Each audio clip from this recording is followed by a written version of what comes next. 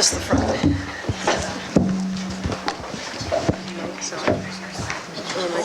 Jackie, we ready? Yes. Okay. Can I ask everyone to stand for the Pledge of Allegiance?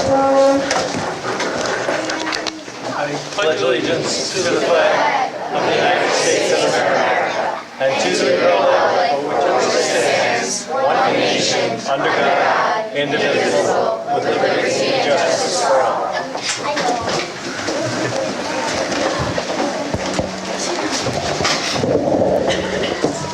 Welcome, everyone, to the November 21st Board of Education meeting. In cases of a few housekeeping details first, in case of an emergency, we have exits on either side towards the rear, and go out to follow the exit signs to the nearest outside exit. We'll start off with some housekeeping details. First, the minutes. Can I have a motion for approval of the minutes, please? So moved. And a second. Second. Any questions or discussion? Okay, all those in favor? Aye. Aye. Opposed? The approval of financial reports. So moved. And a second. Second. Any questions? All those in favor? Aye. Anybody opposed? Acknowledgement of receipt of financial reports, please. So moved. And a second. Second. Any discussion on that? Okay, all those in favor? Aye. Opposed? Great. Correspondence, anything that has been sent to us that can be posted is on the table outside. See, not so bad. So we get to some of the great things that we have going on in our district. We have asked the kids from Watson to make a presentation of some sort. And so I guess, Dr. Johnson? I'm actually going to pass the baton to Trish Montemarano, who in fact applied for and received a grant from the Education Foundation to support this incredible effort. So Trish, if you don't mind. Thank you very much. And I brought along Morgan Hammerman. He's a TA at Watson who is just getting his degree in December in STEM education from Hofstra. He was really instrumental in helping us get this initiative going. Couldn't have done it without him. Then we have some graders, Kieran Burke, stand up. Megan Corrigan, Owen Cashman, Jimmy Kern, and Matthew Arnott. And these,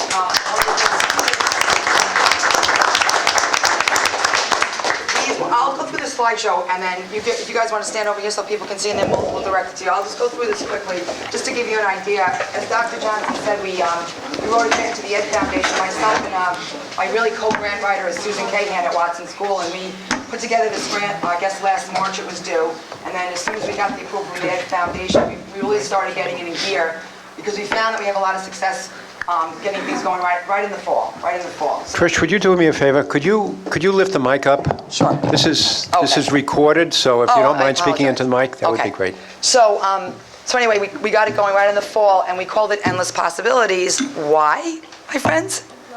There's endless possibilities of constructing and engineering. You could do anything's possible. That's the premise, and away we went. So we started out really to expand and deepen the study of engineering, and again, it was funded through the Ed Foundation, and it was basically run through Stellar with a lot of cooperation and help from people like Mr. Hammerman and all the teachers in the school. So right away, from the first week of school, we had purchased these marble runs over the summer, and the kids got working on them. Literally the first day 3 we had Stellar, I think the third day of school. It was great. So that was what the 5th graders primarily focused on in the beginning of the year, and our 3rd and 4th graders viewed this really touching, heartwarming video called Kane's Arcade, which basically was the story of a boy that lived in East LA and had to go to work every day with his father, who owned an auto body shop. And the kids watched the video, and basically what this kid did, his father shipped auto parts all over the place, and he took all the boxes and created this fantastic arcade out of cardboard boxes all summer. Now it's a worldwide, it's called the Imagination Foundation International Global Cardboard Challenge, and we took part of it. And again, we sent a letter home last spring asking people over the summer to collect any recyclable materials, interesting boxes, toilet paper rolls, and the kids brought it all into school in September and designed and constructed fantastic arcade games that we brought a few and have some pictures of. It was really fantastic. And then the art teacher, Mrs. O'Brien, got involved, and she had the kids paint them and decorate them, and it really just took off. And kids were over the top about designing and making sure it worked and testing. So here's some kids working on their arcade games, and they had all kinds of ideas. We had them inside, we had them outside, anywhere we could fit them. We had boxes everywhere. And then here's some of the products. We had an evening of endless possibilities on October 26th, where we invited all the students and the parents to come in and see the work the kids have done. So these are some shots before the crowd got there, just of some of the projects that we made. And it was really fantastic. Kids worked in groups of 2s or 3s, and as the pictures show, the kids came up with these ideas themselves, and it was just fantastic. We had a claw machine. So that's what the 3rd and 4th graders focused on in the beginning of the school year. The 5th graders, here they are. I love the picture of Dasan with the instructions, because they were a little bit overwhelming, I'll be honest. Mr. Hammerman really helped us get through those. And the thing about the marble runs is there's so many principles of engineering and physics and motion and energy, and the kids had to tweak and retweak. They did not always work, right? Not at all. Not until it's down to like a night much. Yeah. Not until the night you actually perfected it. Yeah, it was great timing, because they were perfected on the night. So, and that's what their products. We had several. We had several marble runs. We actually differentiated. We had kind of level 2s and level 3s. This group had made a level 3, which was extremely difficult. And they were tenacious, they were hardworking, they never gave up, they were determined to get it to work, and it did. And the joy, right? All of a sudden, yeah, we got it! And it all came together. And then the 4th graders, in the grant, we wrote, we had these Mio robots, which we have over there. We'll show you in a second. And the 4th graders, in addition to the Canes Arcade, they also got a little taste of programming with these Mio robots. And then the 3rd graders played with, excuse me, I don't want to use played, experimented, tested, postulated, all those wonderful verbs with the circuit boards and the little bits, which are all about electricity and how currents travel. And again, Mr. Hammerman, we needed his STEAM background. Then to tie it all in, we had a book of the month. You know, Mrs. Woolman always does a book of the month, and it was great. It was called Rosie Revere Engineer. So we had an assembly, and everyone pitched in. Miss Weinstein dressed up as Rosie Revere. We had all the kids in the gym. We read the book. We scanned the book onto a PowerPoint, and we read it for the whole school, and then we were sharing some of the projects to get kids enthused to come to the night on October 26th. So that was great. And then we also had, part of the grant was for the Franklin Institute, which is it's a wonderful, wonderful children's museum in Philadelphia. We had their traveling science show. This is, I think, the 3rd traveling science show we've written for and had with the Franklin Institute. And this was Motions and Machine. And just coincidentally, that's Matt there, demonstrating friction, right? So that was a great. So it was just a lot of pieces came together. It wasn't anything in a vacuum. It was art. It was literature. It was having an artist come in. It was making these projects. It was so multi-dimensional. And then it all came together on that Wednesday night. And these are just some pictures of, we had I think about 240 students and their families. And this was every kid got a program. And this is just some of the activities that were available and laid out. And it was so fantastic because all the teachers volunteered to work the different rooms. And so you just followed along where you wanted to go throughout the night for an evening of, an enriching evening of engineering, really, and building and constructing and testing and trying again and hypothesizing and problem solving. Really hands-on and really in a genuine, unique, authentic manner. And these are just some pictures from the night. We had an egg drop where kids designed helmets for hard-boiled eggs that wouldn't crack. We had Makey Makey, which turns any ordinary object into a computer touchpad. We had Legos. We had Little Bits. This was great. We had these tubalings where kids take toilet paper rolls to make large objects, shapes, tents. pyramids. Just blocks, every room. The second graders got involved with coding that night, which we're going to continue in the hour of code in December. But they had a room full of coding. So there's the Mia robots. It was just a really, really... Oh, this was the Scribbler robots that Mr. Pelletieri had purchased for us last year. The kids actually got them to make letters of the alphabet. That's why there's long paper. And Sharpie pen goes in the top. And they actually made alphabet letters. They program it on the computer and they load it up. Just more of the same. It was a really fantastic night. The kindergartners did the straws and connectors, build these large three-dimensional shapes. Every room was aglow with activity.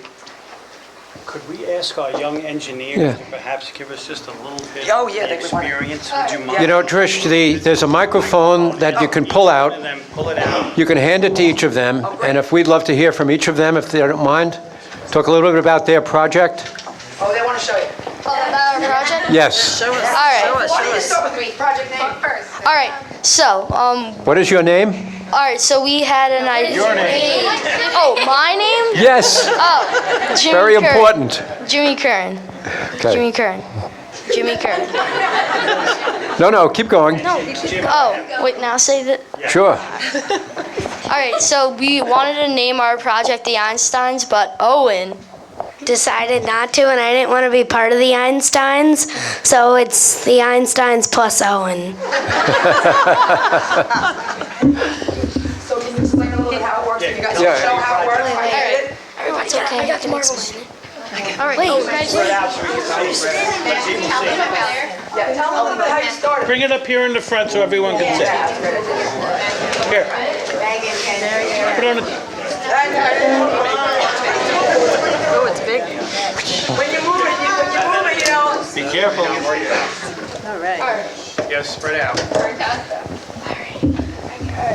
So there's two sides. In the microphone. Wait. All right. There's one side that goes this way and one side that goes. No, in the microphone. I'll talk. There's one side. No, he speaks. There's one side that just goes around and around, and there's one side that does a double loop-de-loop, and a part where we got stuck on right there, but we ended up leveling it out to work.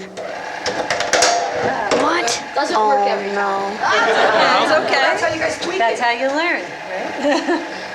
When you move it, something changes. It took a lot of work.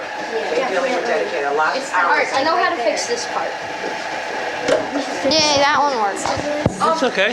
Kira, could you tell the audience how it started out? It didn't come like that out of the box. What did it look like when we opened the box? There was like a roll of tubing, and there was a ton of tubing, so we ended up having to cut it all and make it into that. And we had to put poles and these little clips Right over here. to make the turns work, and then it all came together and made this. It took a while to perfect it though.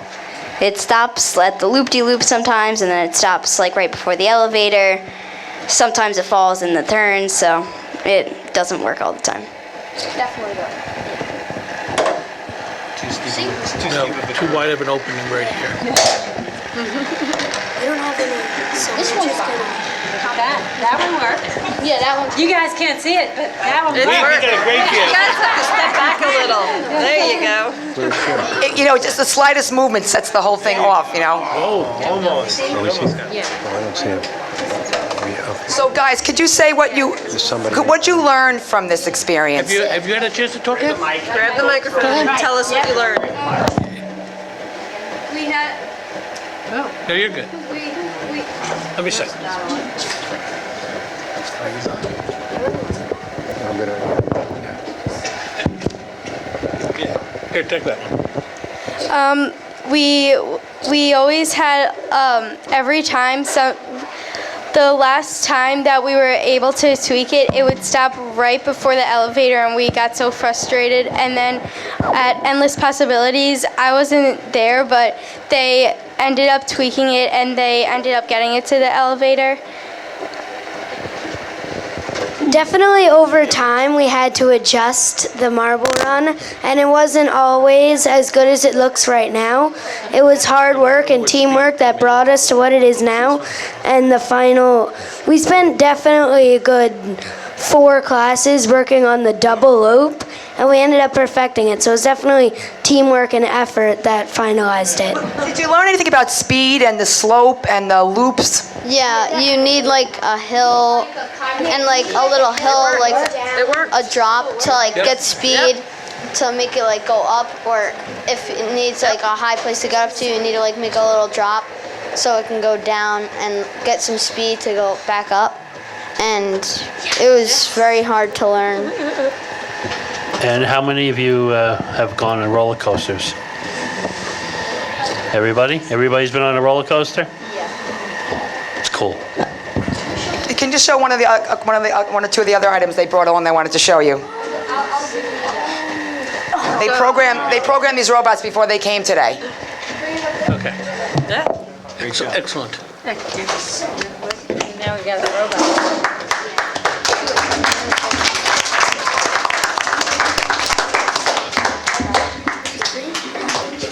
So first we're going to try I think what somebody needs to do is explain, when you just said something, Trish, one of the things that you said was that they programmed before they came here today. What does that mean? Does someone want to explain how we programmed the Scribbler robot today?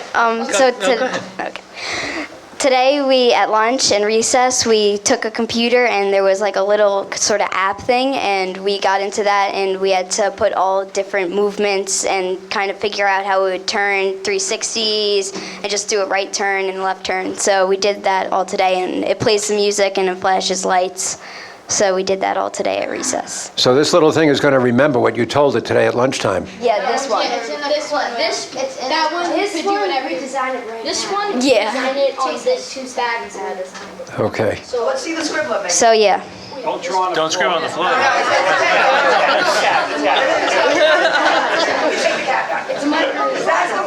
Eric would be upset.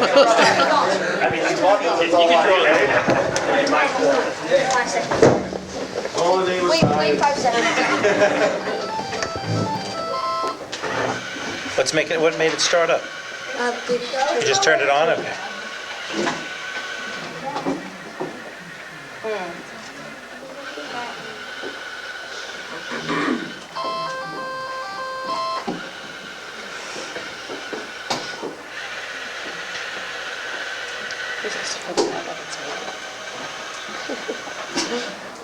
And that's what they programmed at lunch today. We have the paper, they could do a letter or something.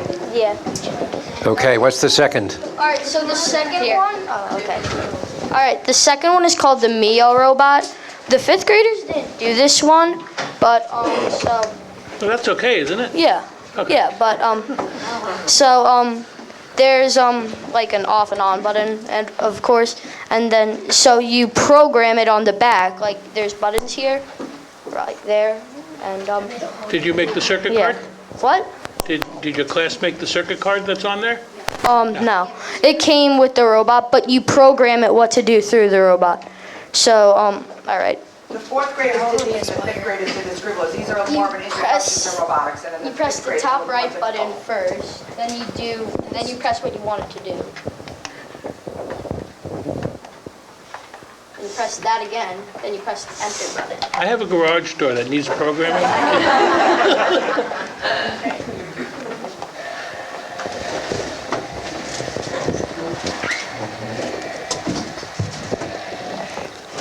That's it. Okay.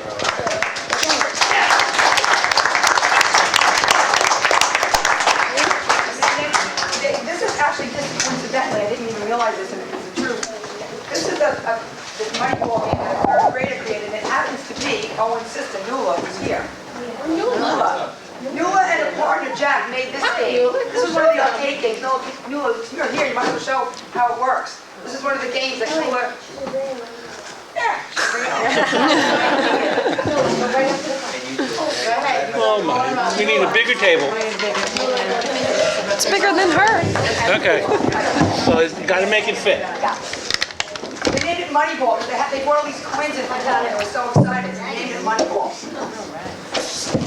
There's points on the top that like tell you which hole is working. Let her tell us. Okay, who wants to explain? Go right She's ahead. going to. So first you have to roll the ball up the ramp, and we need the coins try to be like blocking the holes a bit. And you have to get you have to get the ball inside the hole, and that's how you would get a point. You can get 30, 10, 20, 40, and in the corner, 100 points. Okay. Who has the ball? Show us. Let's see. Okay. And Are you the expert?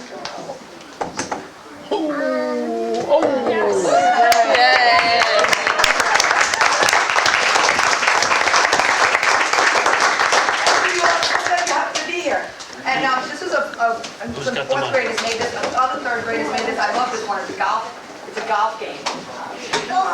This one you have to do on the floor. And they made a golf game where they have holes and you have to shoot the ball with the golf sticks they made. Here comes the here it comes. I don't know if there's a marble there or not. You get the idea.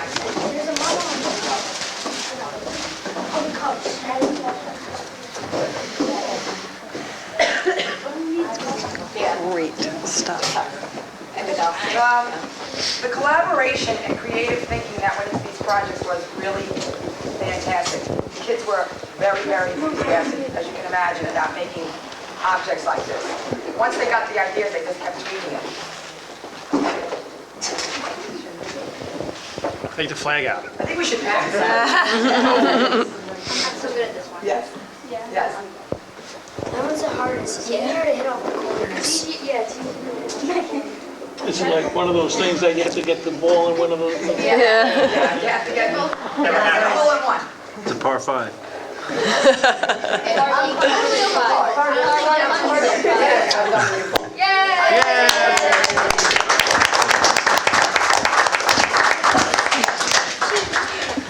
This particular group of students was phenomenal. They worked so well together. They're a great bunch of kids. I wish I could have brought the whole entire school because really the enthusiasm was from kindergarten all the way to fifth. It was a really great initiative. We got great results. And we're hoping to revisit You don't need to again go it throughout over the your rest head. That's their fight. No, they're pretty comfortable. Thank you very much. All right, Mark, did we go over? Did you get? Don't leave yet. Come on over here, right, by your projects. Yes, you're gonna get.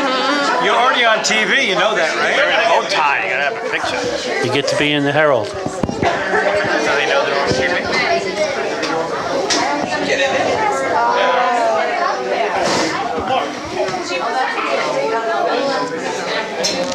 And for those parents that did not bring a camera, the pictures should be available on our Facebook page.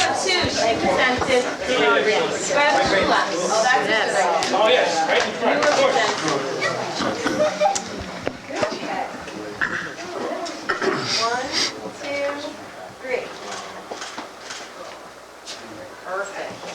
Now you have, everybody, parents got pictures? No,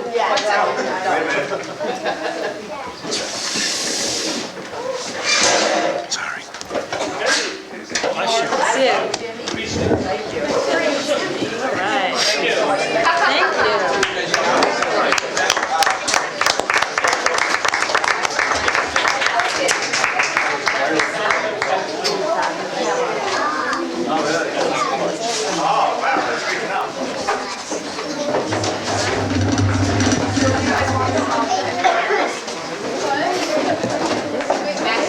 That was great. Truly excellent. And Anything else? I take it we have some more. Yeah, we do, as a matter of fact. I'm going to They're anxious. pass the baton this time to Dr. Leahy, if she doesn't mind making the introductions. We have two presentations, one for the summer program, the other for community ed. So we'll start with the summer program.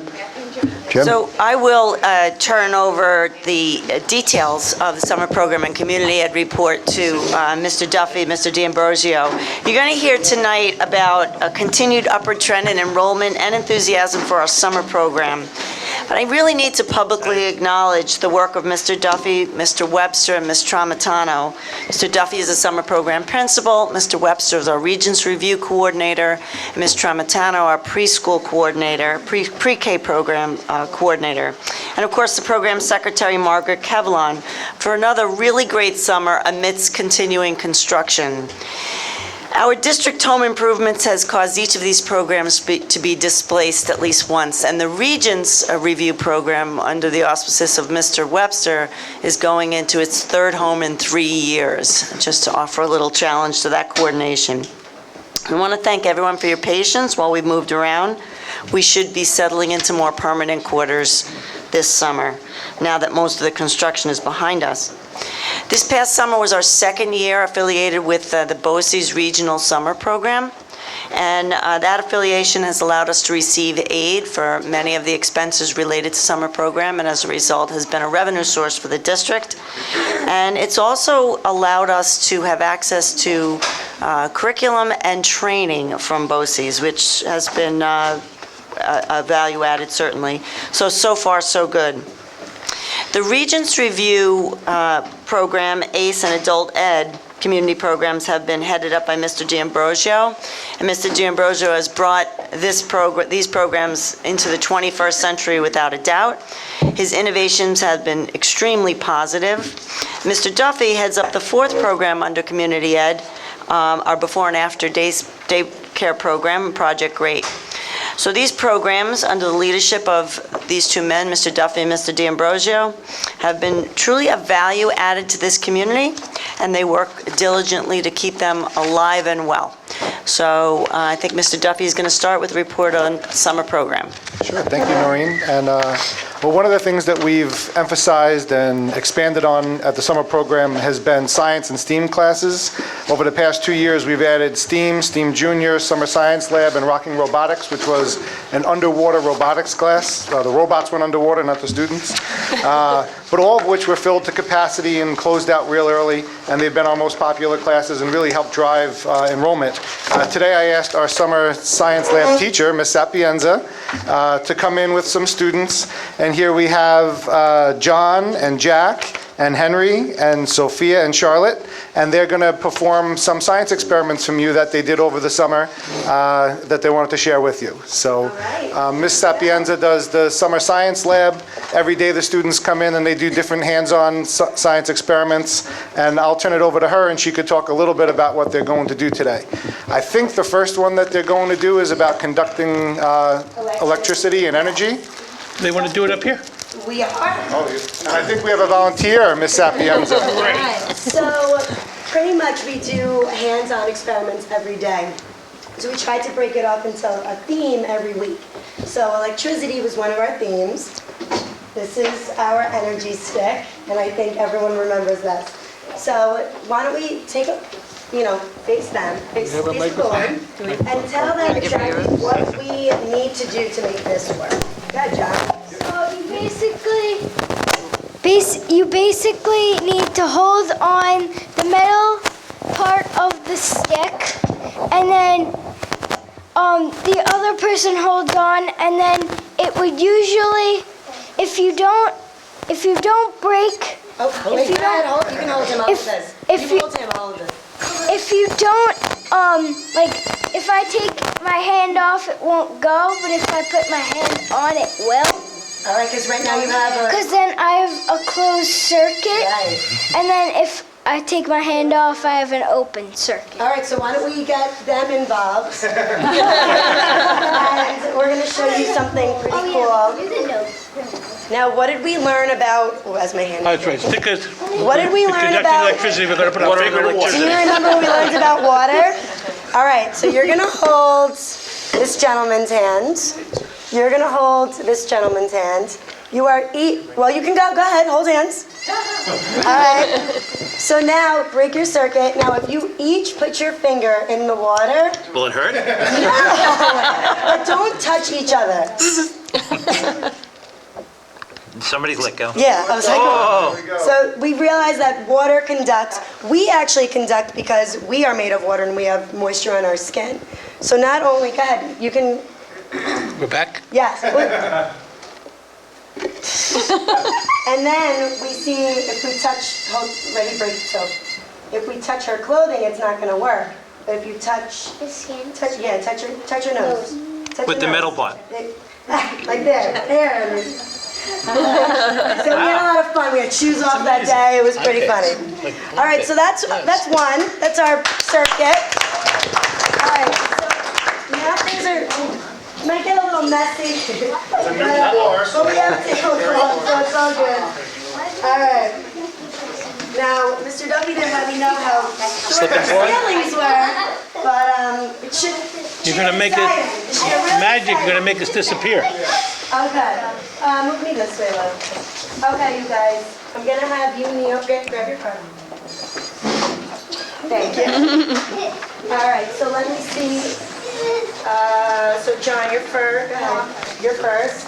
And Sophia, you can step on this. It's fine. Face. Yeah. Okay. We'll face you guys. Yeah. That's right. Face who? Who would you Face rather them. face? Face them. Okay. So 1, 2, 3, 4. Okay. Perfect. All right, so one of our favorite weeks was actually, I don't even need that. No, but you do. Oh, You Because it's on- recorded. you're being Oh, recorded. okay, sorry. One of our favorite weeks was actually Explosion Week. Always safety first and usually done outside, not in a room with very short ceilings, but it's all good. I think it's gonna be good. You think? I think. All right, so you're gonna start with this. I'm gonna set you guys up. In this experiment, we will see a chemical reaction take place. The materials we need are film canisters, water, and Alka-Seltzer. First, we will put a little bit of water. Okay, that's freeze. Okay, so now we are all gonna put a little bit of water. Here's a 1 cup. Okay. Oh, thank you so much. All right, you guys are pros. Go for it. Wait, so Henry, here. Just a little bit. Messy with low You ceiling. know it's good. Yeah, that's good.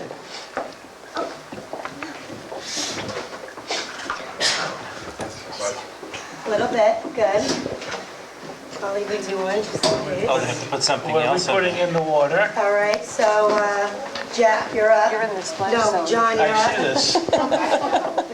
Then we quickly put half an Alka-Seltzer inside the film canister, close the lid fast, and flip. All right, so this Alka-Seltzer is made of sodium bicarbonate, so we're gonna make a chemical reaction. Yeah, wait, everybody wait. Do it at the same time? Here's, don't be scared, you've done it a billion times. I'm a little scared. Wait,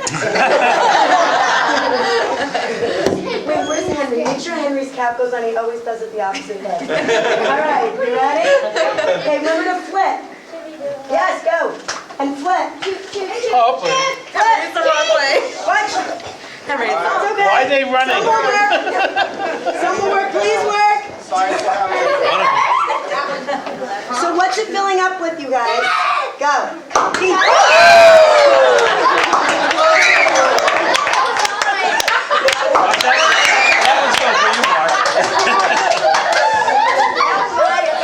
Sometimes there's late bloomers, I don't know, what's there? So John, go ahead, what was it filling up with? It was filling up with carbon dioxide. Right, Sophia, oh no, Charlotte, you're the last card. Oh yeah. Stay over there. As the Alka-Seltzer dissolves, carbon dioxide forms inside the film canister. The carbon dioxide has nowhere to go, so it causes the film canister to explode. And that's it. There's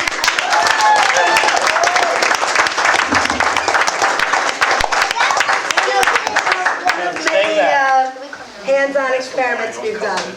So does anyone know why these two might not have popped and the other one? The caps weren't Not airtight. Board members. Yes, I was gonna say. So Charlotte, what happened while you were going? I knew an answer. I wanted to. Yeah, it wasn't on. It wasn't It might have won. That was not mine. Maybe. But I thought it was the lid. Right, I don't think the lid was on, but that was great. Good job. Great job. Great job. This one wasn't on either. Clean up in Rome. That's all right, we're just gonna take this. I have some ideas for future presentations. I don't know, you better let the other schools that have every community, they have a high bar. Very high bar. Yeah, high bar to set.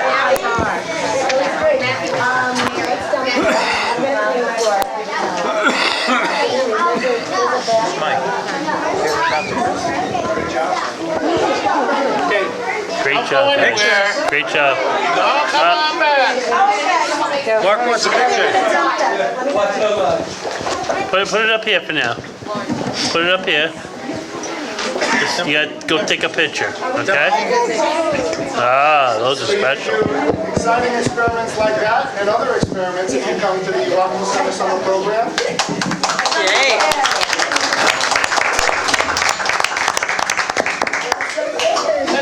Picture time.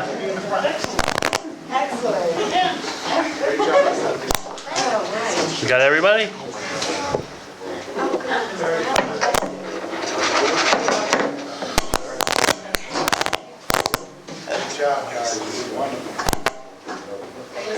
Somebody's got a mic. Yeah.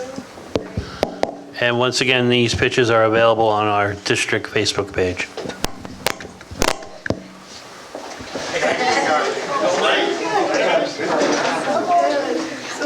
How do you get your hair like that? Trying to get my hair like that.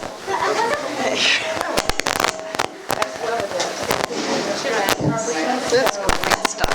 That is really good stuff. You can dump it in, what's in the bucket? Is there more water in the bucket or not?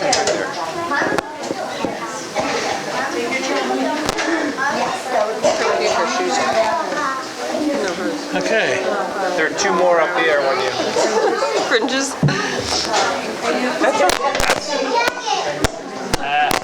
The floor will clean up nicely. Okay. It's that way. This way, girls. This way. Right out that door is the bathroom. Switch this with me. I'll get it. Actually, even better, it's a water fountain. Thank you. Thank you. Thank you. Awesome. Thank you. That was great, great job. Chris, we do this in adult ed also, Chris? Say that again? Do we do this in adult ed also? Oh, we could, Yeah. we're always open for new ideas. Adult ed has a version of this, Yeah. right? Rocketeering. Rocket science. In the Regents program, we discourage explosions. But I be. Understood.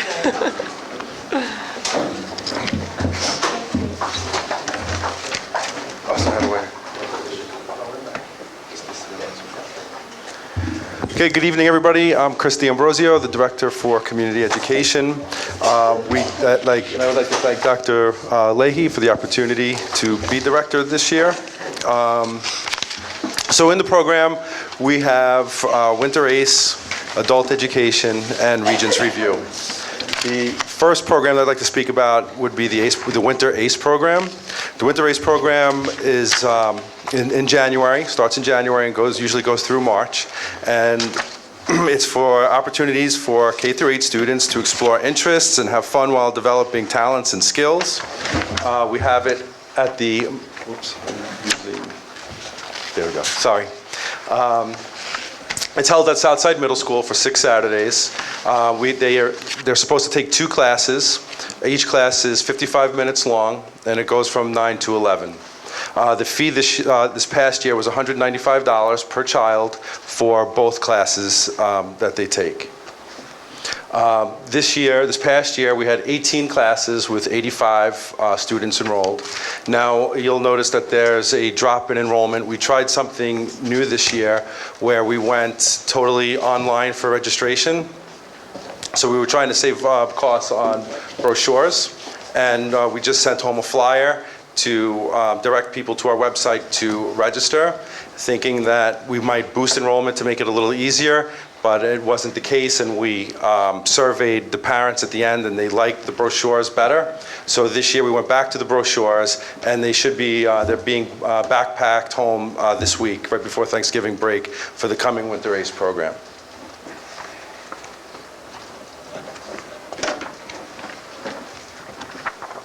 Sorry. All right, so the different classes that we offered are, they could take classes from arts and crafts, sports, cooking and baking, acting, and science, foreign language, and media. The classes last year that were most popular were the sports, the arts and crafts, and the science. So to gain for our publicity and marketing, we used the Rockville Center train station, their ticker, or going across to advertise when we were running the program. We sent flyers home to all the elementary schools, Southside Middle School, and St. Agnes, to all the public libraries, to South Nassau hospitals, and what's the other hospital over here in Rockville? Mercy. Mercy, thank you. A little nervous. The ACE teachers were asked to promote their own classes within the schools, and we did a Connect Ed message, which was a phone call to parents in the district to let them know that we were advertising, that we were starting. With the online process, we were using a company called Pinnacle Cart, and we get a free service with them where we could store emails, and we could use the service to email people that have registered for the programs to let them know of upcoming events. So we started our database with the fall adult ed of last year, and we were using the people that registered for our fall program to receive the emails for our Winter Ace to try to get membership, to get registrants. We also advertised on the Facebook page, Rockville Center Moms, and the district's Facebook page. We had posters at every elementary school and middle school, and we were at Back to School Night, we had some flyers also. This is what our new website looks like. So at the bottom of each website, district school site, we have an access point for this program. And I'm just going to come over here. So on the top gray bar, we have all the programs that we offer. So up here, we have adult education, we have Winter Ace, Summer Ace, and Project Great. So from this website, parents could download any brochure that we have, any registration forms that we have. They could go on and see what classes we're offering, and they could register for classes right online instead of mailing in. Okay, so like I said before, instead of the brochure, we mailed home a flyer, and this is what the flyer looked like. On one side, we just had the general information with the directions on how to register online with the fees and the requirements. This is the email service that I was speaking about earlier. It's called MailChimp. So we're able to see how we're able to send out emails. Here we sent out, I think there was like 400 total that was on a different website, but at this particular time, 231 people opened it. It shows that 78 people actually clicked on it, which was 16%, and then there's other data we could get from it also. And people have the opportunity, if they don't want to receive the email, there's an unsubscribe on the bottom of the email that they could click, so they would no longer receive emails from us if they didn't want it. Okay, for adult education, oops. Okay, it provides meaningful educational enrichment activities to adults in the community and Rockville Center staff, meets the needs of a wide range of age groups. Fall and spring sessions were held at Southside High School and the Sandville Center. And what I forgot to add is this was the first year that we also offered it at the middle school. We started cooking classes, and that was a big hit for the fall. So for the fall, we had 18 classes that ran, and we had in the spring 8. But if you look at the enrollment, it was for the fall was 116,105. In the spring, what we did different was, the fall, we had the brochure where they could physically look at the classes being offered, but in the spring, we sent home just a small postcard advertising our website. And when we were calling people that were registered for the classes in the spring, when we were calling people that had registered for the classes in the fall to see if they were interested in signing up for the spring, they said they never received the postcard. So one of the things that I'm thinking is they might have thought it was junk mail and it got thrown, or maybe the post office stuck the postcard in with other mail and it just wasn't seen. So we went back to the brochure for this fall. Okay, so for the adult ed program, we started doing 10% discounts to staff members to try to boost enrollment. We made information on our website, train station, Connect Ed. Brochures or flyers were mailed to all district residents. Postcards were mailed for the spring. We did the libraries and hospitals. We used the MailChimp. We bought lawn signs to put on every building in the district. It looked like this. We put it on the buildings and grounds, all the elementary, high school, middle school, and some of the corners on Hempstead Avenue. We took out an ad in the Herald. This is what the advertisement looked like. We tried to recruit, we advertised also by hanging a brochure or a flyer like this in local businesses, the supermarkets, delis, coffee shops, wherever they had a cork board. I hung one of these signs with a pull-off tab. Then the pull-off tab had our phone number and website on it. We also printed a small point of purchase brochure. It was a small flyer, maybe 3 inches wide by 8 inches long, and we had those in delis, and we had some in the fitness centers in town and supermarkets, all trying to advertise the adult ed program.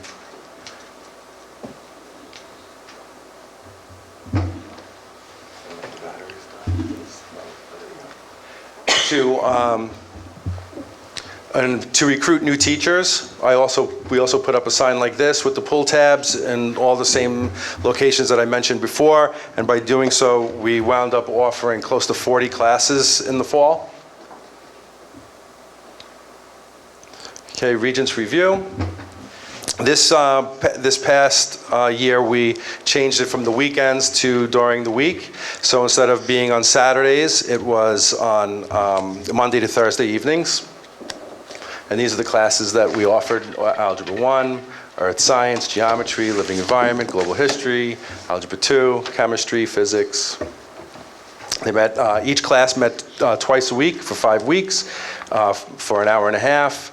The first course was $225. If they had to register for more classes due to other children, they were able to get a discount as they registered for more classes. And we had one night for walk-in registrations. And this program, I don't know if over time people were getting used to registering online, but I would say 95% of the people in this for Regents Review registered online. We had hardly anyone come to the walk-in registration or mail-in. Everything was done online. And this was our enrollment. We had 185 students enroll, which was an increase from the last 2 years. To staff the classes, we first went to people within this district. We tried to hire all certified teachers, and then we went to Oceanside and Lynbrook schools to try to recruit teachers from there as well. And we offer a competitive salary, and it's the same rate of pay as the summer Regents Review teachers. Okay, Project Great.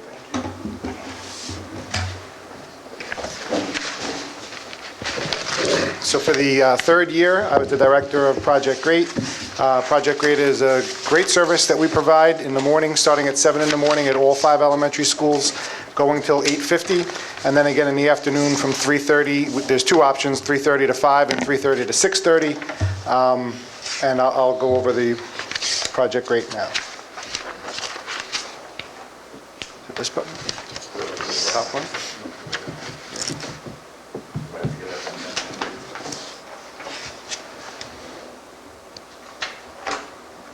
There we go. So morning project rate runs from 7 in the morning to 8:50. It provides a healthy breakfast for the students, and they're given a chance to play and socialize with their peers.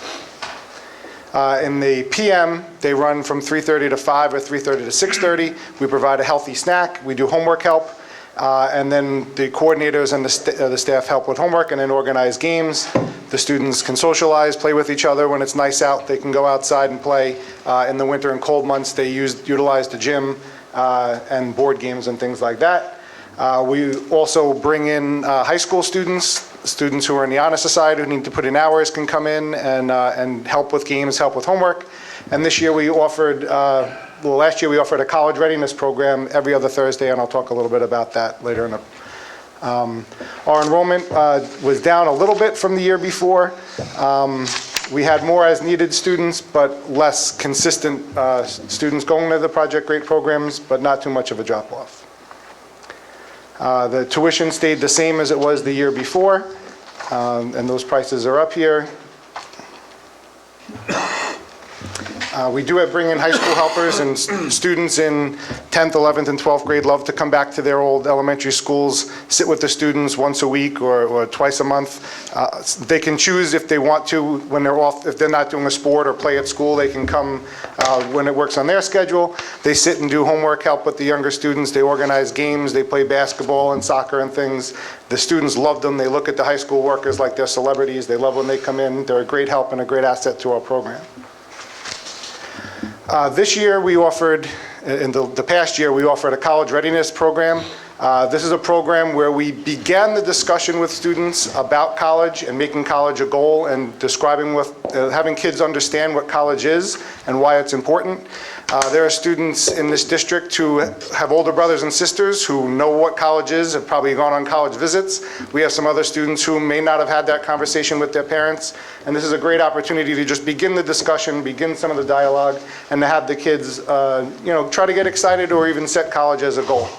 So that program was offered 17 different sessions. It generally lasted 20 minutes to a half hour. It was directed by the coordinator who had a curriculum guide, and they did a lot of fun activities, starting just off with what is it that you like to do, what do you think you'll do when you'll be older.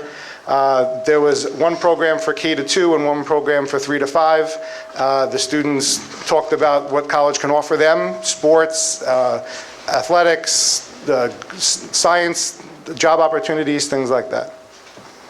And the program was a huge success, and the kids, and I went to them almost every time that they were offered, and the kids really liked participating in the activities, so it worked out really well.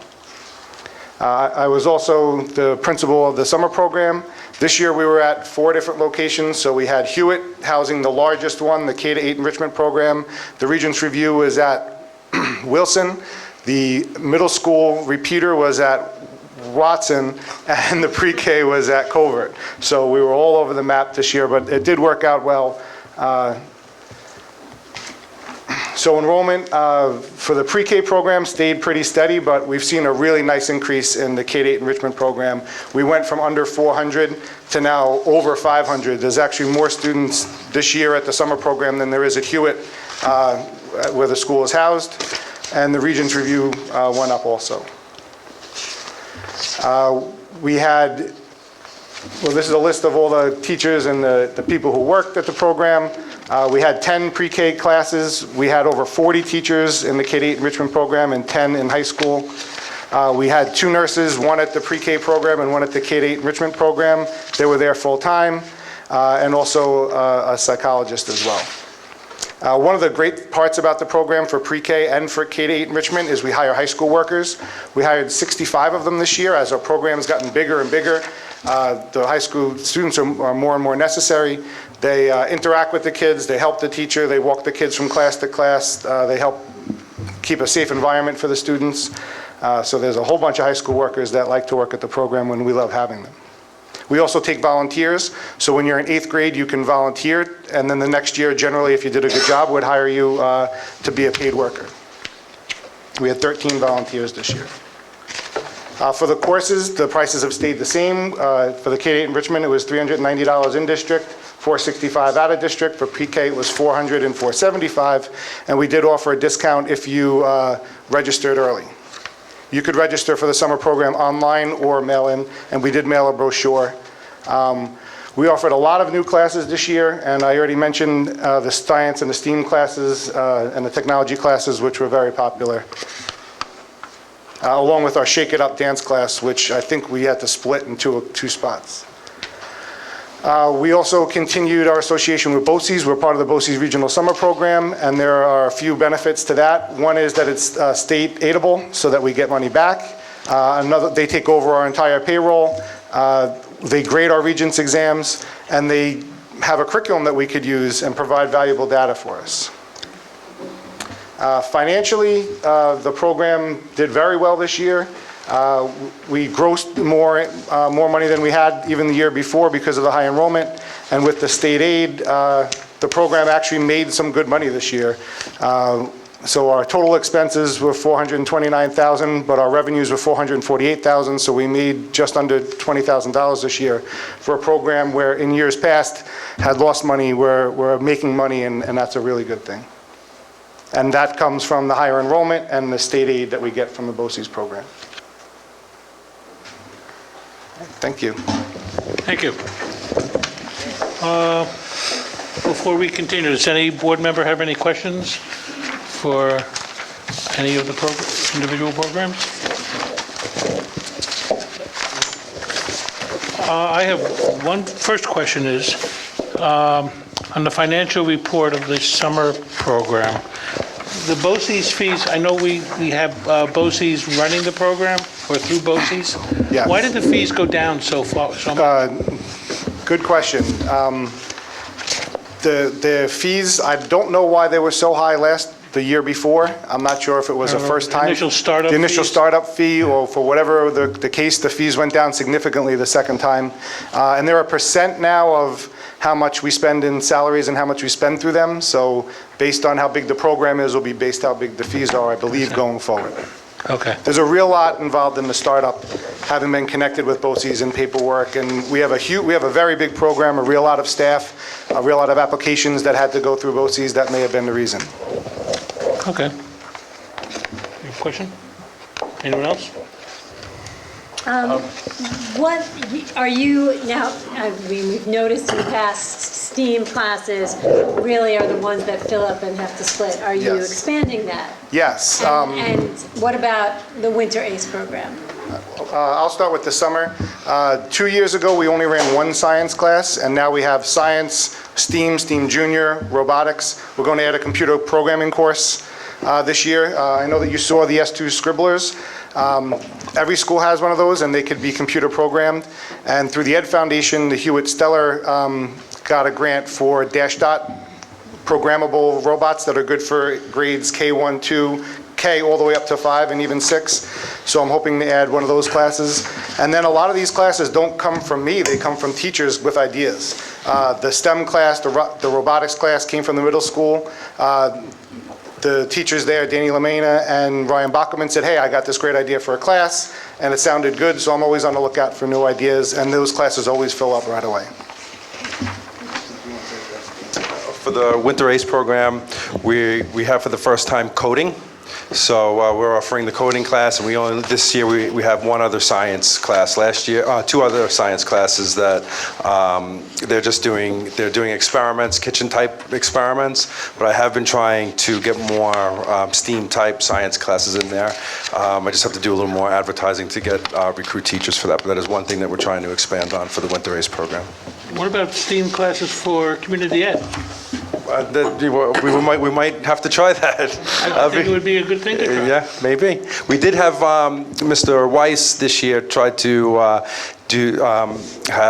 talk about some type of physics class, but unfortunately the enrollment didn't work out for that one. But we'll try other ones. I didn't see that. On the Rockville Center app that we use, I see there's I guess an icon for community ed. Yes. But there's nothing for adult ed. Well, adult ed falls in community ed, and now that the fall, if you go onto the site, in that gray bar, there would be a link for adult ed, but it's over, so I took it down. Okay. And Winter ACE are will you be- pushing notifications out through the app also that you have sign up in progress? Yes, that, I'm waiting for the brochures are being packed home this week, so I was planning on sending out the email on Wednesday. Thank you. Yep. Okay, anyone else? No. Thank you all very much. Thank you. Thank you. Okay. Dr. Johnson, moving on to our external auditors, their presentation.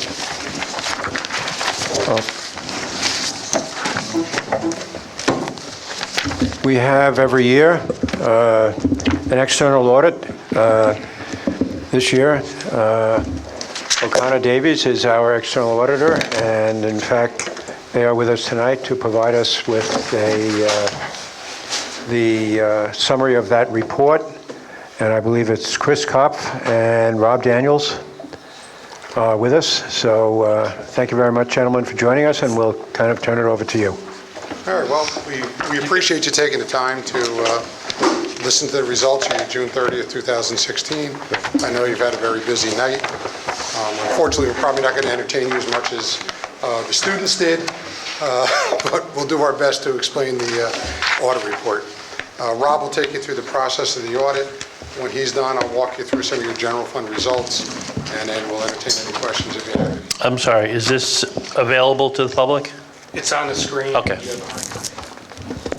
All right, if you turn to page 2, quickly put together an agenda. We'll go through an overview on certain required communications.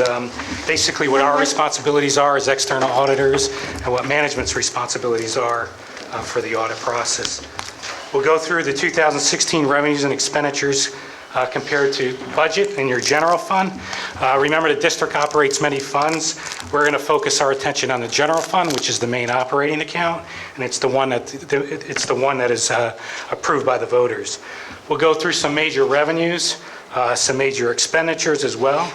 We have a graph that shows the sources of revenues and expenditures within the general fund, a comparative fund balance analysis within the general fund, as well as your current year fund balance in the other funds, and then some other considerations. If you turn to page 3 of the PowerPoint, quickly, management is responsible to select and implement the appropriate accounting policies and to fairly present them in accordance to what we call generally accepted accounting principles and government auditing standards. Because we assist management in the preparation of the financial statements, we make sure they are in accordance with generally accepted accounting principles and other accounting standards. Management is also responsible to establish and maintain effective internal controls over financial reporting, to comply with laws, regulations, and provisions of contracts and agreements, and really to provide us with all the information so that we can perform the audit. Our responsibility is to take all that information and form and express an opinion on the basic financial statements taken as a whole. We've issued what is termed an unmodified opinion. An unmodified opinion is the highest level of opinion that an entity can receive. It indicates that you received a clean opinion. It indicates that the financial statements present fairly the financial position of the district as of June 30th, 2016. Once again, in accordance with generally accepted accounting principles. We are also responsible to perform tests of the district's compliance with certain provisions of laws, contracts, and grant agreements. We are required to communicate in writing any deficiencies and internal controls that we consider to be what we call significant deficiencies or material weaknesses. We did have a couple of comments, but nothing rose to that level of a significant deficiency. We are required to advise management of the appropriateness of the accounting policies, and all those policies are noted in Note 1 of your financial statements. We are required to communicate any fraud or illegal acts that are noted during the course of the audit, and again, there were no fraud or allegations of fraud that were noted during the conduct of our audit. We encounter no difficulties in dealing in the conduct of our audit. There were no disagreements with management. There were no uncorrected differences, meaning that if we had proposed an entry, it was proposed and recorded by management. We didn't pass on any entries, and we are independent with respect to the school district. I'm going to turn it over to Chris, who's going to walk you through the general fund in a condensed version. All right, so Our financial statement contains 5 columns, I was going to say 4. You have your original budget, which is the budget that was adopted by the board last year. The second column would be your final budget if the board had made any modifications during the course of the year. Third column is your actual expenses where you ended the year. Fourth column are encumbrances, purchase orders where the items weren't received by year end and they roll forward to the following year's budget. And then any variance between the final budget and the actual numbers. So if you go to the third number up from the bottom, you'll see negative $2,901,000. And in a perfect world, if that was your budget that was adopted, you had $101,662 of encumbrances that rolled over from the prior year, and you utilized about $2.8 million of your surplus from the prior years to help keep the taxes down when you adopted your budget. During the course of that year, you did modify that amount. You did remove and utilize some of your reserves from the retirement contribution reserve you had established to pay the bill. And you ended up with using $3,385,000 of your surplus. And how did you actually finish the year? You finished the year only utilizing $360,000 for a positive variance of $2.9 million. So when it comes down to it, yes, you did utilize fund balance, but you did not utilize everything you had anticipated during the year, so you were able to put money back into surplus for use in future years. How did you do that?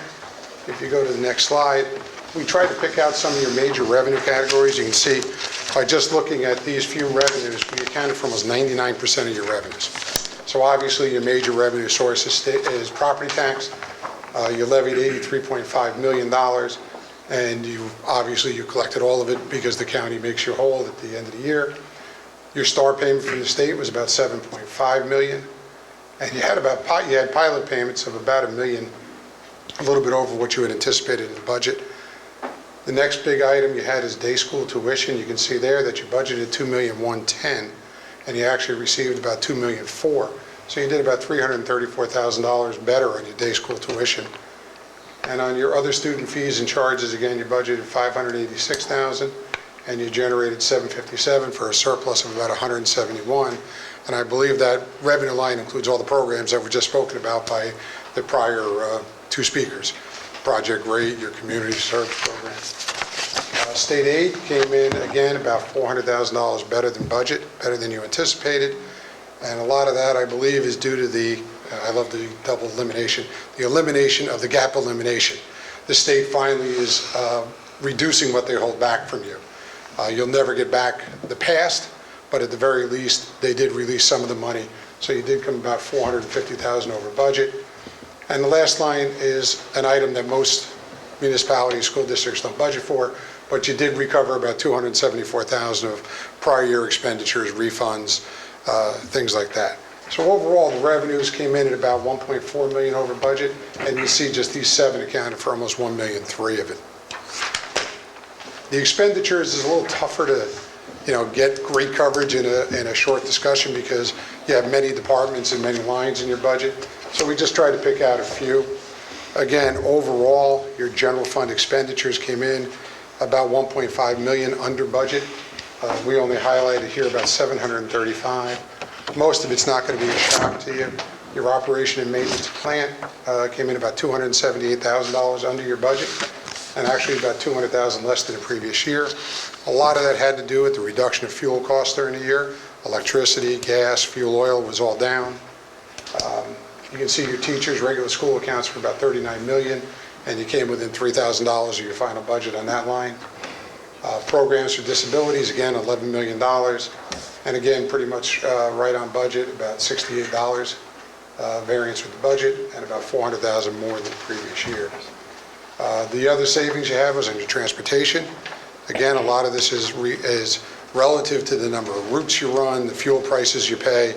So if you were able to not add new routes and able to keep those under control, and you generated about $450,000 in savings there.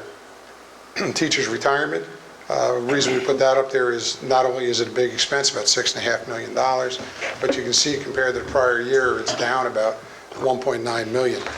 It's the first time in a long time, every time we go before school boards, we've been talking about the increases on the teachers' retirement and the employee retirement systems, and those rates finally did drop about 20%, from about 17% of the salary to 13%. So for the first time in 5 years, you finally saw a decline in that expenditure. Social Security is obviously just related to the salaries that you pay, but that accounted for about $4.5 million of your budget. Health insurance, again, no surprise to anybody. Health insurance has been going up double digits for the past few years. So you can see that you spent $11.3 million as compared to $10.6 million the prior year. So you're up about $600,000 or $700,000, about 5 or 6%. And then the transfer to debt service, I believe is it the first year that you had the big payment on your new bond for the addition? So that's why the transfer up to debt service from the prior year from 2.7 to 3.7. So overall, these accounted for about 80% of your overall expenditures in your budget. And just on these few lines alone, you did generate about $750,000 in savings. The rest was spread pretty evenly throughout your other service departments. Page 8 is just a graph that shows the sources and uses of your revenues and expenditures. On the revenue side, you can see that the top three drivers of the budget are your real property taxes, which account for almost 80% of the budget, your school tax relief program, which accounts for about 7% of the budget, and your state aid, which accounts for about 9% of the budget. On the expense side, you can see that your instructional costs amount to almost 60% of the budget, and you factor in employee benefits with another 24%, and combined you have about 85% in personal service cost and benefits. And then the balance of 8 to 10% is your what we call general government support, which are basically your administrative costs. Page 9 is just, as Chris mentioned, you ended the year with the fund balance of $10.6 million, and that is broken down into different categories. As you can see, and I'm going to start from the bottom, your unassigned fund balance is a little over $3 million. New York State education law allows you to maintain the maximum amount at 4% of your subsequent year's adopted budget. Then the school district is right around at 2.76%. So it hasn't reached that maximum, but it's it's up there almost 3%. The district also has set aside some funds that are reserved for specific purposes, about $4.5 million, $2.8 million almost for employee benefit accrued liability, another $1.5 million for retirement contributions, and a little over $100,000 for unemployment benefits. So overall, the fund balance has dropped about $300,000, but that was planned with the use, as Chris mentioned, of the use of retirement contributions of about $400,000 to pay some of the employee retirement bill. Page 10 of the slide is just, as I mentioned, the district operates a few other funds. Capital Projects Fund has a bracketed $426,000, although the district did issue a subsequent bond of almost $11 million in August of 2016, so that deficit will go away with that financing. The district also operates a school lunch fund. The school lunch fund has had a few losses in 16 and 15, nothing significant, but something to mention as it does end the year with a negative $8,000 in fund balance. The district also operates a special purpose fund and a permanent fund to account for some bequests. And you can see there in the permanent fund, there's about $1.6 million in fund balance, of which $150,000 remains intact, and the rest can be given out for scholarships. And the district also has a debt service fund, which can be utilized in the future of about $630,000. So, and just lastly, a couple of other considerations. As we mentioned, the district did spend a little over $18 million in 2016 on district-wide improvements in its capital projects fund. And the district currently has 10 active projects, and all that can be found on page 66 and 67 of the financial statements. The district also operates a special aid fund to account for its federal programs. Because the district did expend in excess of $750,000 in federal expenditures, we were required to perform what we call a single audit or a compliance audit in accordance with uniform guidance. We did a single audit on the special education cluster program, and again, I'm happy to report that there were no single audit compliance findings. We talked about the school lunch fund, which has shown losses over the past 2 years and has a small fund balance deficit. And then the last two items are items that require accounting treatment but are not a part of your budget process, but OPEB, other post-employment benefits, continue to grow based on the contracts that are in place. The OPEB obligations increase by $8.6 million to a total liability of over $61 million at June 30, 2016. Once again, New York State doesn't have a funding mechanism in place to fund these costs, but we just want to note that this obligation has been growing, and there's some new regulations that will require you to report this differently in, I believe, in 2018. And then lastly is the second year of pension reporting.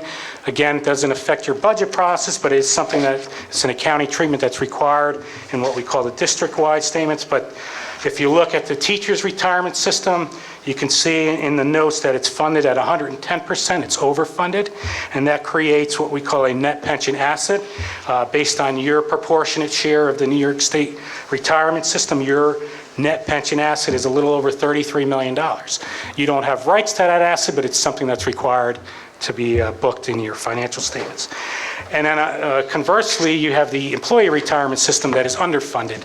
It's funded at 90.7%. So that 9.3% shortfall and your proportionate share represents a liability that also has to be recorded, and that represented about $5.3 million. I think that's it. That's it. Okay, thank you very much. Thank you. Do any board members have any questions that they would like to ask? The financial statements are available on our website. Yes. Where would someone find them? I believe it's under business office. And will this PowerPoint be available also? Yes, we can put this up as well. Okay, anyone else? Thank you all for coming down. Thank you. Good to have you.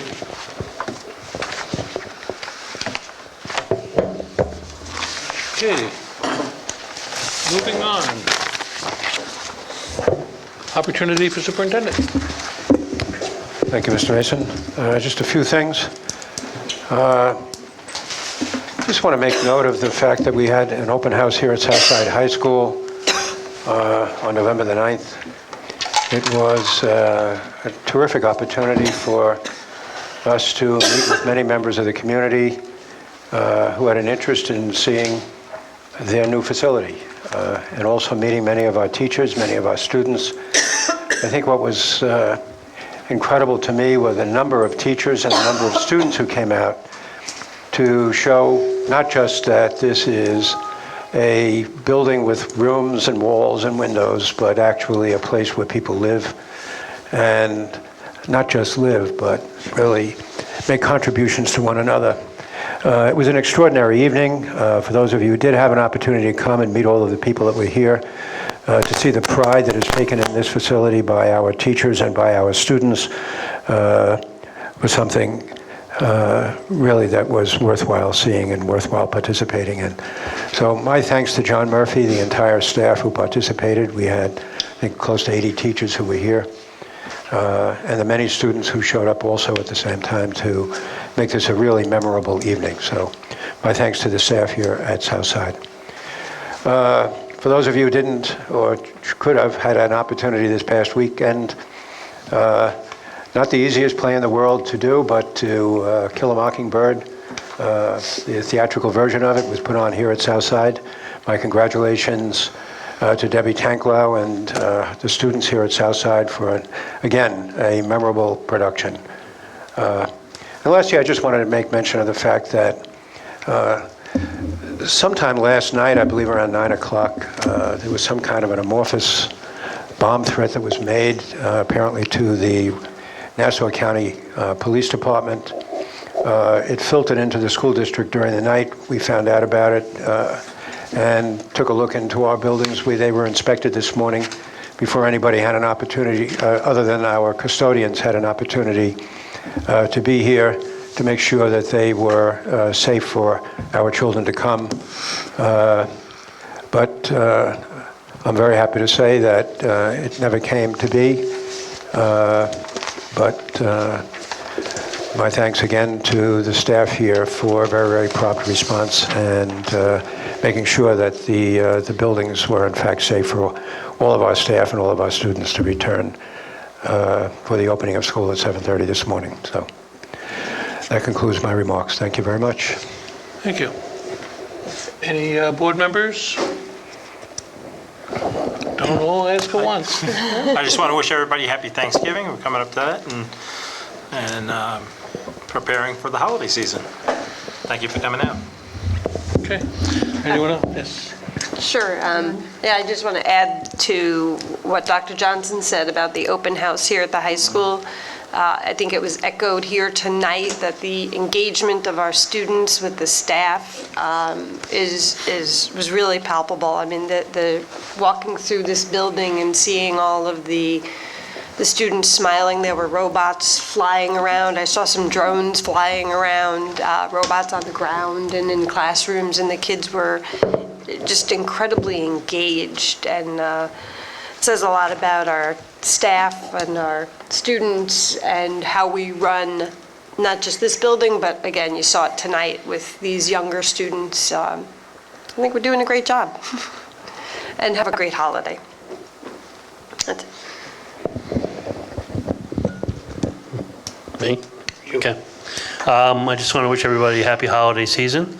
And Dr. Johnson, the chief of the Rockville Center Fire Department, asked me to extend his thank you to you allowing Mr. Scalisi and to walk through the high school facility with a large amount of Rockville Center firemen, giving them a little bit of an education of the layout of the building, and they were very appreciative, and they asked me to say thank you. Well, please extend my thanks backwards. I mean, it goes both ways. Remember, the more they know about this building, the safer our students will be in the event that there ever is an emergency to which they had to respond. So thank you, Greg, and thank them.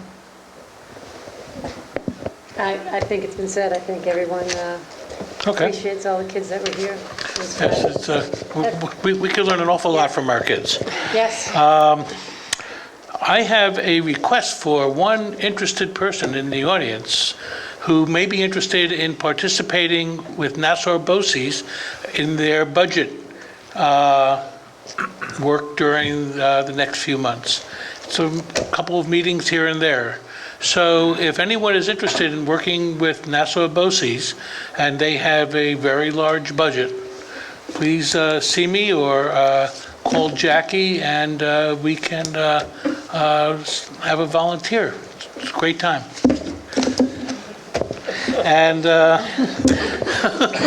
Don't all rush up at once. no, the line will form right at the microphone. First person to the microphone for opportunity for visitors is selected.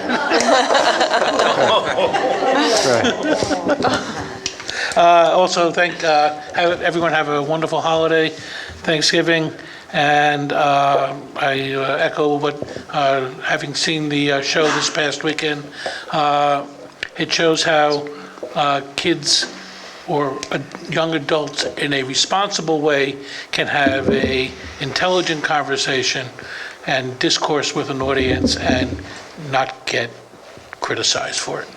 So thank you very much, and opening up to the microphone for visitors, and here's your letter for the first person that comes in. I'm not scared. Look who we have, the recipient of our award. Hi, Barry Hockhauser, 96 Shepherd Street. Also, happy Thanksgiving to everyone. And I just wanted to take a minute to congratulate this year's Southside High School football team, because from a season a year ago where there were no wins, this year they made the playoffs. They started rough 1-3, ended up the season 4-4, lost in the first round of the playoffs to a team that they lost to in the regular season, but that team made it to the finals, so bright side. So I wanted to recognize the coaching staff, Phil Ernesto, the assistants, Keith Lessick, Mike Robinson, and Mike Bryant, and the JV team, which is coming up. Tom Smith, the head coach, and Keith Bosch, they were 4-3-1. In addition to that, something that I think people on this board will remember, there has been discussion about lights and night games and things along those lines.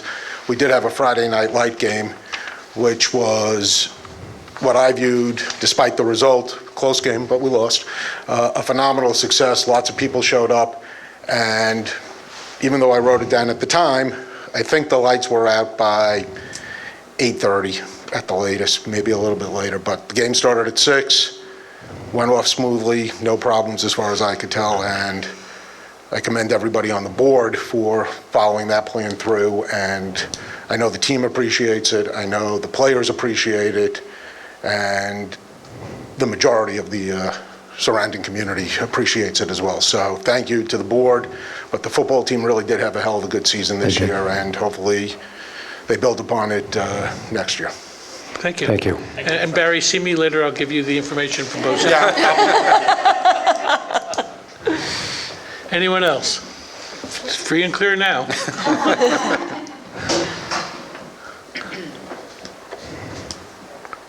Hey, Wayne Fitzgerald, 27 South Lewis. Just wanted to make a few comments on class balancing, our favorite topic.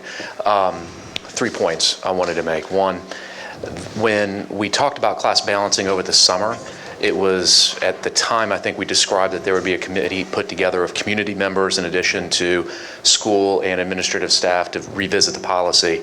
It seems that that committee's gotten off the ground with mainly PTA presidents and the school system involved. I personally would have volunteered, not for the BOCES, but I would have volunteered for the class balancing committee. In lieu of that composition, or to offset that composition, my first point is I'd like the board to consider having a public comment period on the draft proposal as to whatever comes out of that committee. A couple of weeks where everyone can evaluate the proposal, the proposed policy, send in emails, letters, or whatever, and possibly have a meeting, as you did over the summer, where comments can be made. Second point is, I'd urge the board to avoid incorporating provisions that could be used to materially alter the boundaries for the elementary schools. As you may recall, we had some issues with what to do with Avalon Bay this past summer regarding the students starting school there, whether they were going to be at Watson or at Riverside. I would just like the board to consider not incorporating any systemic program that could materially move populations among the elementary schools. And then thirdly, I would like to see the policy have a mandatory provision that we don't create single section grades using class balancing. So if a grade is at whatever multiple you want to use, 25, 26, 24, if you're one over that and it's a single section grade, then it automatically splits. There's no letters to try to shrink that down to create a single section grade. You allow those classes to split in order to foster multi-section grades at all of the elementary schools. Anything above 2 sections, you can consolidate. You know, I think we all get the policy or the rationale behind class balancing, and that's we want to balance resources among the elementary schools and try to even out the classes. And I think we're all behind that. I just don't want it to be used for, or I just want us to be mindful of unintended consequences as we put that together this year. Great, thank you. Thank you. Class Balancing Committee has met a number of times. They have not issued any findings or a report as of yet, and I think you're working something towards January, February range, somewhere there, to conclude their work and then make a presentation. And there will be comment. We present it usually over 3 meetings, so there's plenty of There will be opportunity plenty of time for public comment. Every policy goes through 3 stages, and it's open for comments. I was wondering if you can expand on material boundaries a little bit, what your meaning is of that. Just the controversy they have with Avalon Bay. I mean, I'm in the Riverside zone. We need kids in that zone. Avalon Bay is going to roll out phase 2 with 2 and 3 bedroom apartments. Those are going to be geared for young families that are moving in to try out that area, that school, or sorry, that community as before they make the investment of a home. We'd like to see them come to Riverside. So I just wouldn't want to see the policy incorporate some sort of systemic means in which we can farm those kids out to Watson. Watson is closer, but So it is zoned for when you Riverside. refer to material boundaries, you're saying specific addresses, not, because the boundaries are set The already. boundary, unless we're willing to reopen all of the boundaries and rezone all the elementary schools, then I think class balancing should be used as a means of leveling out classes without creating a circumstance where, well, we did it last year for Avalon Bay, we'll do it again this year to send those kids to Watson versus Riverside or other schools. Okay. Okay, thank you. Thank you.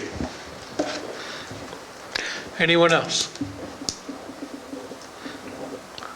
Okay, moving on to items for... She wants to I do both. looked and you didn't give me... Sorry, it was last second. My name is Ann Bissell, 56 Riverside Drive, and I just wanted to say, in the spirit of Thanksgiving, thank you to all of you for everything that you guys do on behalf of our students, and for working with parents and with the community, and for being open to hearing all of the parents at various different times when we have kept you here late and when things have ended early. So just in the spirit of Thanksgiving, thank you for everything that you do on behalf of our students. Thank you very much. Anyone else? Seeing none, we move on. Items for action. I think we can do this by... Can be done by acclamation. Yes. Okay, so can I have a motion to approve the items for action along with the addendum to the PAR, please? So moved. A second? Second. Any discussion? All those in favor? Aye. Aye. Opposed? Could I have a motion to go So back? moved. Yes, to executive session for the purposes of negotiations and litigation. Aye. Thank you. Thank you all for coming. It wasn't second. Our next meeting is, I think it's December 7th? December 7th. Yeah, December 7th. That will be the only meeting that we have in December. Public work? It is a regular open meeting, so we'll be in here. Okay? Thank you.